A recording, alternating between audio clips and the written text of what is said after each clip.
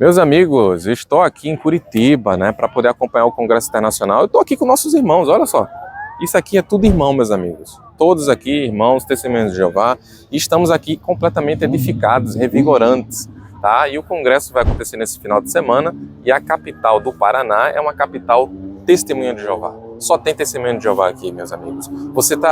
Eu consigo sentir o ar do novo mundo aqui com nossos queridos irmãos. Só está faltando o corpo governante para poder controlar, ou melhor, orientar para o que pode fazer, o que não pode fazer, né? Se tira barba, bota casaco, tira casaco.